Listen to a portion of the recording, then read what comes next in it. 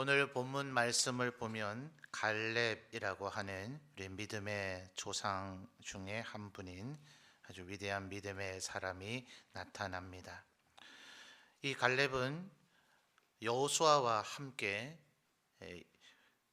출애굽한 이스라엘 백성들 그리고 가나안 땅에 들어가서 이스라엘을 가나안 땅을 정복하게 되는 그 시기에 아주 중요한 역할을 감당을 했던 하나님의 일꾼입니다. 그러나 언제나 이 갈렙은 여호수아의 그늘에 가려서 한 번도 그 제대로 된 빛을 드러내 보이지 못했던 것 같아요. 어쩌면 오늘날에 수많은 사람들이 수아가 되고 싶기는 하지만 갈렙이 되고 싶지는 않을 겁니다. 여호수아는 언제부터인지 성경이 정확히 이렇게 짚어주고 있지는 않지만 모세가 시내산에 올라가서 십계명을 받아올 때부터 이미 여호수아는 모세를 호위하는 모세를 뒤를 이을 차세대 지도자로 이렇게 부각되어지는 모습을 보게 됩니다.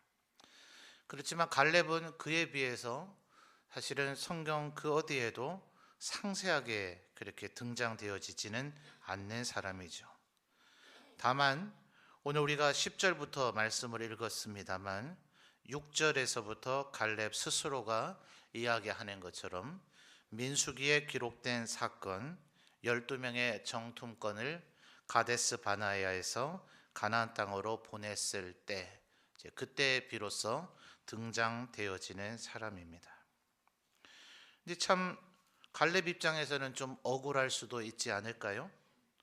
여호수아만 믿음의 보고를 한 건 아니잖아요.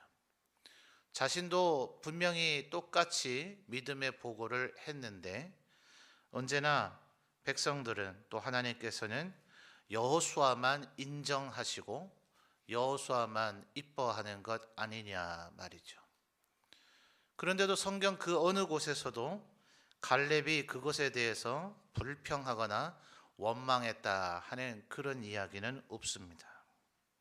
처음에야 갈렙도 나이가 아직 어리고 그러니 지금 오늘 10절 말씀에서 그때로부터 45년이 지나서 지금이 내가 85세다 이렇게 얘기했으니까 그때 나이는 40세라는 얘기가 되겠죠. 뭐 어떻게 보면 적지 않은 나이라고 할 수도 있겠지만 이 이스라엘에 많은 지도자들이 있는 것을 생각할 때는 아직은 한참 젊은 이제 청년 장년에 이제 지나지가 않은 거죠. 그때야 그렇다 하더라도 이 광야에서 40년을 지내는 동안 20살이 넘었으나 하나님 앞에 믿음을 온전히 간직하지 못했던 출애굽 제1세대가 광야에서 다 죽어 사라져 갈 때에 이제 나이 많아 남아있는 사람은 오직 여호수아와 갈렙 그 두 사람뿐이죠. 근데 왜 늘 여호수아만 1인자여야 되느냐 말입니다. 본인과 이 여호수아와 갈렙이 도대체 뭐가 차이가 있냐고요. 그런데 성경 어디를 봐도 이 갈렙이 그런 부분에서 섭섭해했다거나 좀 분노의 마음을 품었다거나 여호수아에게 대어들거나 덤비거나 혹은 갈등을 일으켰다고 하는 부분을 볼 길이 없습니다. 당연한 거 아니냐고요? 하나님의 백성이면 당연히 그래야 되는 거 아니냐고요? 아니요. 여호수아와 갈렙은 목전에서 여호수아는 둘째치고 그 위대한 모세에게도 시시각각으로 시도 때도 없이 덤벼들고 거역하고 불순종하는 자기의 전세대 어르신들 지도자들을 너무나 많이 봤죠. 모세에게 왜 당신만 지도자냐? 당신만 뭐가 그리 잘났느냐? 하나님이 당신에게만 임하셨느냐? 계속해서 모세의 권위에 도전하는 사람들을 여호수아 갈렙은 너무도 많이 봤습니다. 그런데도 불구하고 갈렙은 단 한 번도 그 어디에서도 여호수아에게 그렇게 했다는 모습을 성경에서 찾아볼 길이 없습니다. 여러분, 이스라엘이 12지파로 되어져 있어서 우리나라도 사실은 단일 민족은 아니라 그래요. 다 이렇게 추적하고 다 찾아낼 수는 없지만 꽤 여러 부류의 종족들이 우리도 다 뒤섞여 있었던 것이고, 뭐 크게는 북방계와 남방계로 뭐 나눠진다, 뭐 이런 얘기들 역사학자들이 하더라고요. 어쩌면 우리들 스스로가 이제 단일 민족이다, 이래야 국가와 민족이 안정적이 되어질 수 있기 때문에 끊임없이 사실은 우리들 스스로를 우리는 단 하나의 단일 민족이었다, 이렇게 세뇌하고 있는지도 모릅니다. 우리가 그런 단일 민족이다 이렇게 생각하니까 이스라엘 하나의 강력한 연결체였겠지라고 이렇게 우리의 입장에서 성경과 이스라엘을 바라보는 경향이 있지만, 보다 객관적인 여러 나라의 신학자들은 이스라엘은 꽤나 오랜 기간 동안 12지파의 연맹체에 지나지 않았다. 똑같은 다 야곱의 후손이지만 스스로를 하나의 단일 민족이라고 생각하기보다는 나는 유다 지파다, 나는 요셉 지파다, 또 나는 르우벤 지파다 하는 식의 각각 자기 지파의 이익, 자기 지파를 위한 그런 삶을 살고는 했을지라도 이스라엘 전체를 위한 마음은 그렇게 크지 않았던 것으로 보인다. 이것이 적지 않은 신학자들이 내어놓고 있는 견해입니다. 근데 여러분, 요 14장 사건에서 불과 몇 장 지나지 않으면 바로 여호수아의 친족인 요셉 지파조차도 여호수아에게 로비하듯이 요구합니다. 우리가 아주 큰 지파 아니냐, 하나님께서 요셉을 축복하셔서 요셉의 두 아들 므낫세와 에브라임을 같은 지파의 반열에 놓으셨죠. 레이를 하나님의 지파로 빼내시곤 말입니다. 그러니 요셉 지파의 주장이 뭐 일견 틀리지는 않죠. 다른 지파에 비해서 두 개의 지파로 나눠진 셈이니 우리에게 더 많은 땅을 달라, 더 좋은 땅을 달라. 더군다나 바로 그 요셉의 한 지파인 에브라임 지파에 여호수아가 속해 있으니 자기 친족이라고도 할 수 있지 않습니까? 그러니 이 여호수아에게 요셉 지파 사람들이 그렇게 로비하고 요구하는 것이 당연할지 모릅니다. 그렇다면 왜 갈렙은 그것을 요청하지 않았을까요? 여러분, 오늘 지금 12절에서 갈렙이 얘기하고 있는 이 성읍들, 12절 중간에 보시면 거기에 뭐가 있다 그러죠? 자, 12절 볼까요? 그날에 여호와께서 말씀하신 이 산지를 지금 내게 주소서. 당신도 그날에 들으셨거니와 그곳에는 누가 있어요? 아낙 자손이 있고 아낙 사람이 있고 그 성읍들은 어떻습니까? 크고 견고하다, 이렇게 되어 있습니다. 이 아낙 사람이 어떤 사람이냐, 15절에 조금 더 힌트가 되어지는 설명이 나오죠.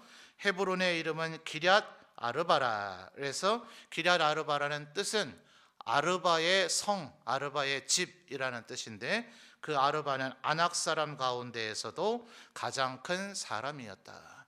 성경의 다른 곳의 표현을 같이 연결해서 보면 이 아낙 자손들은 아주 덩치가 큰 거인 종족이다, 이랬단 말이죠. 그러니 이 헤브론이 어떤 곳인가? 거기에 살고 있는 사람들 기본이 아주 덩치와 체격이 큽니다. 근데 그 아낙 자손들 중에서도 가장 크다고 하는 아르바가 주 거주지를 잡고 있어서 기럇 아르바라고 불려지는 지역입니다. 심지어 그 성을 공격해야 정복할 수 있을 텐데 12절 중반절에 이미 우리가 살펴봤듯이 그 성은 크고 견고하기까지 합니다. 또 성경의 다른 곳에서의 표현이나 실제로 지정학적으로 이 헤브론 기럇 아르바라는 곳을 가서 살펴보면 산악 지형이고, 사사기 표현을 보면 헤브론에 심지어 철병거까지 있었다 그럽니다. 3중 4중 5중으로 이 헤브론은 절대로 공격하기가 어려운, 차라리 공격 안 하고 말지 할 만한 그런 곳입니다. 여러분, 요셉 지파가 여호수아에게 우리가 큰 지파가 아닙니까? 그러니 우리에게도 더 좋은 땅, 더 넓은 땅, 더 그런 땅을 우리에게 주십시오라고 얘기했다면 갈렙도 얼마든지 그런 것을 요구할 수 있지 않습니까? 내가 보통 사람입니까? 당신과 함께 믿음으로 고백을 했기 때문에 10명의 정탐꾼이 그러했던 것처럼 당신과 나마저도 그릇된 판단을 했다면 하나님께서는 그날 진노하셨던 대로 우리 모두를 멸망시키고 새로운 세대를 일으켰을지 모릅니다. 당신 덕만 아니지 않소. 여호수아 당신만 잘한 게 아니라 나도 잘했던 것이니 절반의 분깃, 절반의 권리, 절반의 권력을 나에게 줘야 되는 것 아니요? 라고 얼마든지 여호수아에게 요구할 수 있지 않느냐 하는 말이에요. 성경 그 어디를 봐도 갈렙이 그런 요구를 했다는 얘기는 살펴볼 길이 없습니다. 여러분, 이 여호수아와 함께 가나안 땅을 정복했을 때 첫 번째 정복지가 어디입니까? 여리고죠. 여리고. 하나님께서 그 여리고를 첫 번째 성이기 때문에 하나님 앞에 마치 우리가 소득의 첫 번째 것을 11조의 예물로 드리듯이 이 여리고 성은 하나님 앞에 바쳐지는 성이 되었습니다. 그리고 이 가나안의 모든 일곱 족속들이 죄악이 관영했고 하나님 앞에 크나큰 범죄를 저질렀던 이들이기 때문에 하나님께서는 끝까지 하나님 앞에 범죄하는 모든 인생들이 어떠한 징벌을 받게 되느냐에 대한 본보기로 여리고성을 삼으셨습니다. 그래서 여리고의 모든 것을 하나님 앞에 바치고 살아 움직이는 모든 것을 죽이고 불태우고 그리고 그렇지 않은 금 같은 그런 금속류들을 하나님의 전에 바치라라고 명령했습니다. 근데 여러분 잘 아시는 대로 금 은덩어리 하나와 신할산 외투 한 벌 때문에 하나님의 그 명령을 어긴 사람이 있습니다. 누굽니까? 아간이라는 사람이죠. 이 아간이 어느 지파였는지는 기억나십니까? 유다 지파입니다. 갈렙과 똑같은 지파입니다. 여러분 어쩌면 이럴 때 몸을 사려야 될지 모르죠. 괜히 유다 지파 전체에게 이 여리고성 이후 아이성의 패배의 책임을 물을런지 모르니까 말입니다. 7년 반 동안이나 전쟁을 치러야 되고 가나안 땅 전역에 7년 반 동안 정복한 게 31개의 주요한 성읍들에 불과합니다. 아주 중요한 위치들, 고점들을 확보했기 때문에 가나안산 전체의 통제력이 이스라엘에게 돌아왔다고는 하지만 사사기 400년의 시대를 보면 아직도 미정복된 지역 때문에 이스라엘은 꽤나 큰 고통을 당하게 됩니다. 그러니 유다 지파가 지금 전체다가 책임을 물을 수도 있고 반대로 갈렙은 얼마든지 내 지파 사람을 건드리지 말라. 지금 우리가 아군끼리 이럴 때냐? 한 사람의 군인, 한 사람의 전사라도 아쉬울 이때에 겨우 그 정도 이유 때문에 아간의 집안 전체를 몰살시킬 이유가 있느냐? 얼마든지 집안 이기주의, 집단 이기주의 때문에 내 사람 건드리지 말라. 여러분 우리가 생각할 때는 상식이 아닐 수 있을지 모르지만 이스라엘의 당시의 형편은 그랬단 말이에요. 신학자들이 바라보는 그 관점은 12지파의 연맹체이기 때문에 에브라임 지파의 지도자인 여호수아가 유다 지파의 아간을 벌주려고 할 때 유다 지파의 유력한 갈렙은 얼마든지 이의 제기를 하거나 항의를 하거나 그 처벌의 수위를 낮춰달라고 요구할 만한 그런 위치에는 있었다 말입니다. 그런데 성경 어디를 봐도 갈렙이 그런 얘기를 했다는 부분은 찾아볼 길이 없습니다. 여러분 심지어는 이 여호수아서가 끝나고 나면 이 사사기 시대가 열리게 됩니다. 한번 찾아볼까요? 사사기 1장입니다. 몇 장만 넘기면 되죠. 사사기 1장.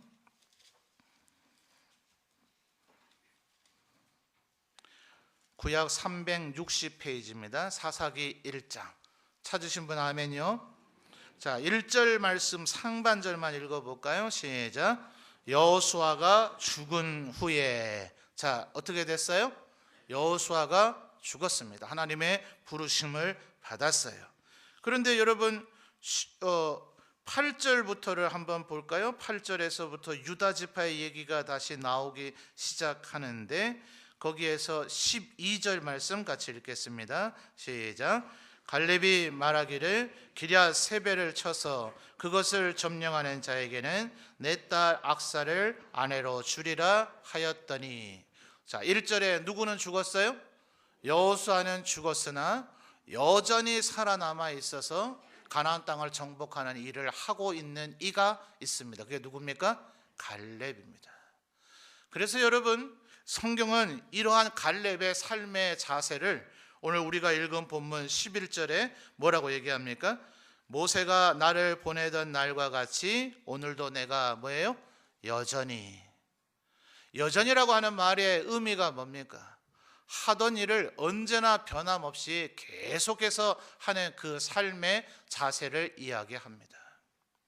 갈렙은 가데스 바네아에서 이 가나안 땅을 정탐했을 때나 그 이후 38년의 출애굽의 제1세대가 이 광야에서 유랑하면서 한 사람 두 사람 죽어가는 그 세월 가운데에서나, 그리고 가나안 땅에 들어가서 7년의 정복 전쟁을 하는 그 과정 속에서나, 그리고 여호수아가 하나님 앞에 부르심을 받은 그 이후까지라도 그의 태도는 한결같이 변함이 없었다 하는 것입니다. 그러므로 오늘 이 저녁 헌신하시는 우리 에베네셀 모든 어르신들이 이 갈렙과 같이 하나님을 섬기는 일에 여전하시기를 주님의 이름으로 축원합니다. 그 어떠한 상황에서도 변화되지 않고 요동치지 않고 마음이 왔다 갔다 하지 아니하고 꾸준히 늘 내가 해야 되는 일을 계속해서 하는 삶의 자세, 그것을 바로 성경은 여전히라고 이야기하고 있다 하는 것입니다. 결국 이 갈렙은 그렇게 여전한 자세를 가지고 살았고 12절에서 얘기했던 것처럼 바로 이 헤브론 혹은 기럇 아르바, 아낙 자손이 있고 크고 견고한 그 성읍을 정복하겠다고 얘기했을 때 결국 이 성은 이 갈렙의 집안에게 정복이 되어집니다. 그래서 14절 그 비결이 나타나게 되는데, 여러분 우리가 지금 갈렙의 삶의 자세는 여전한 자세였다라는 것을 살펴봤지만 여전한 것도 여러 가지가 있을 수 있겠죠. 여전히 게으를 수도 있겠고, 여전히 불평할 수도 있겠고, 여전히 다른 사람과 싸울 수도 있겠는데 도대체 무엇을 여전했는가? 갈렙은 어떠한 일에 여전한 사람이었는가 하는 것이 14절에 나타납니다. 갈렙은 왜 85세가 됐는데도 이렇게 강건했는가? 왜 이는 이렇게 꾸준히 계속해서 하나님의 일을 잘 섬길 수 있었는가? 자, 14절 같이 한번 읽어볼까요? 시작.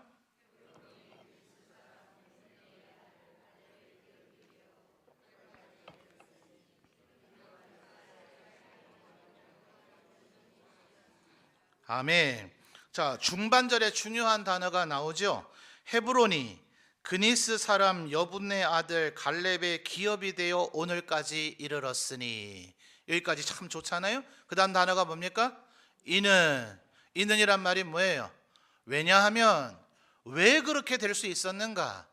왜 갈렙은 85세였는데도 여전히 45년 동안 계속해서 오히려 여호수아가 죽고 난 이후에도 이 일을 늘 언제나 여전히 한결같이 할 수 있었는가? 이는 왜냐하면 그 비결은 그가 이스라엘의 하나님 여호와를 뭐해요? 온전히 좇았습니다. 여러분, 좇았다는 말이 뭐예요? 이 좇았다는 말에서의 첫 그 초성이 지읒이죠. 지읒. 그죠?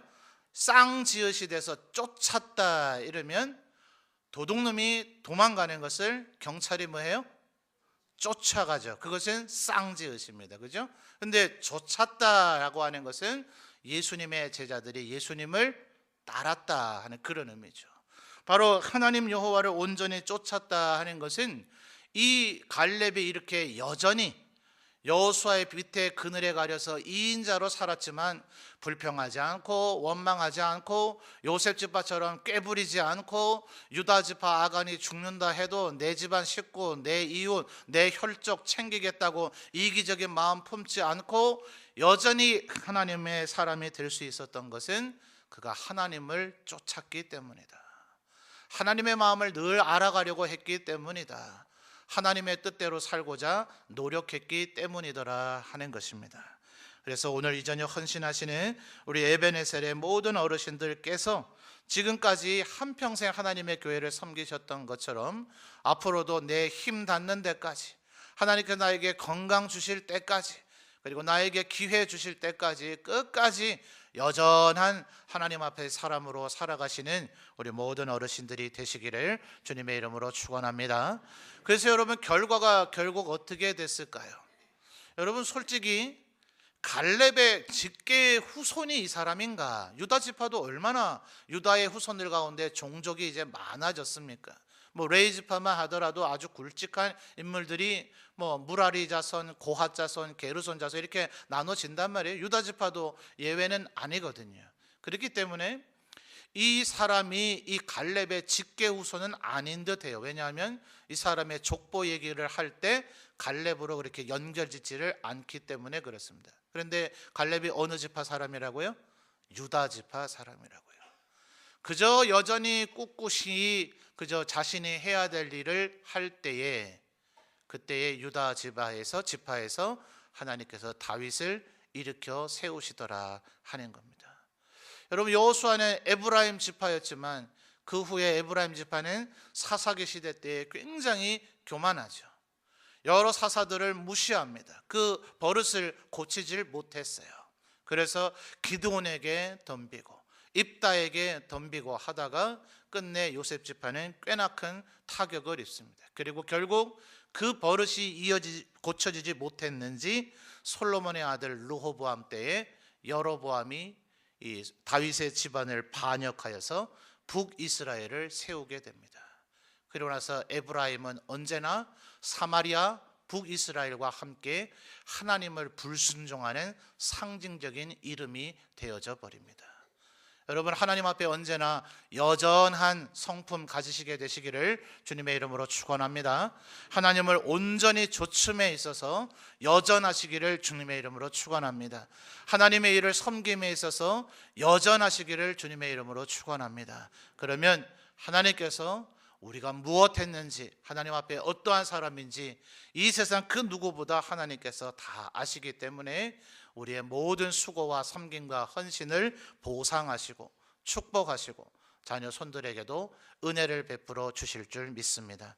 갈렙을 본을 받아 나도 내 남은 생에 갈렙과 같이 여전히 하나님을 섬기며 하나님을 좇으며 살아가리라 다짐하시는 우리 에베네셀 모든 어르신들과 또 함께 머리 숙인 우리 모든 성도들 되시기를 주님의 이름으로 축원합니다.